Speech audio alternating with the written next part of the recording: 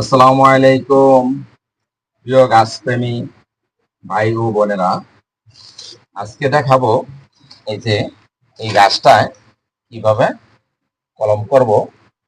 এটা হচ্ছে একটা যেই গাছে আম হয় সেই গাছে একটা সায়ন, আর এটা হচ্ছে একটা আডির চারা, মানে বড়ার চারা। এই বড়ার চারাটার মধ্যে এখন এই যে গাছে আম হয় এই গাছের একটা সায়ন এটার মধ্যে লাগাবো। এটার মধ্যে ইনশাল্লাহ 1.5 থেকে 2 বছরের মধ্যেই আম পাবেন। ঠিক আছে, ভিডিওটা দেখতে থাকেন। আর অবশ্যই মেন হচ্ছে এই গাছটা সায়নটা কাটা, আপনার কাটা ফিনিশিং হবে, তাহলে আপনার কলম করাটাও সাকসেস হবে। এই সিস্টেম কেটে নেবেন, আর এই সাইডটা ঠিক একই সিস্টেমে কেটে নেবেন। এই বাস হয়ে গেল। এখন এটার মধ্যে লাগিয়ে দিব। অবশ্যই চেষ্টা করবেন দুইটা সাইড যেন মিলানো যায়, এভাবে কাঁচানো।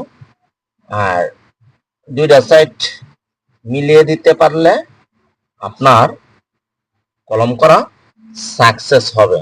আর দুই সাইড যদি না মিলে অন্তত একটা সাইড মিলিয়ে নেবেন। এই যে একটা চামড়ার সাথে আরেকটা চামড়া মিলতে হবে, তাহলে এই জয়েন্টটা তাড়াতাড়ি হবে। এই সিস্টেমে, এই প্রসেসে আপনারা সব সময় কলম করবেন, তাহলে কলমটা সাকসেস হবে আপনাদের। তো এক হাতে একটু চাপদা ধরবেন, চাপদা ধরে পলিটা পেঁচাবেন যেন সায়নটা না লড়ে। এইভাবে এইভাবে একদম উপর পর্যন্ত পেঁচিয়ে দিবেন। এই পলিটা উপর পর্যন্ত পেঁচাইলে কি হয়, আপনার সায়নটা শুকাবে না।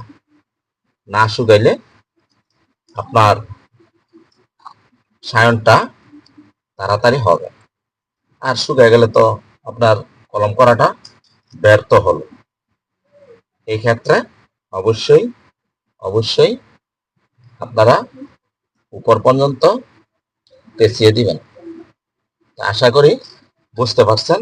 আর উপরে অবশ্যই একটা ক্যাপ দিতে হবে। তো সবাই আমার পেজটা ফলো করবেন।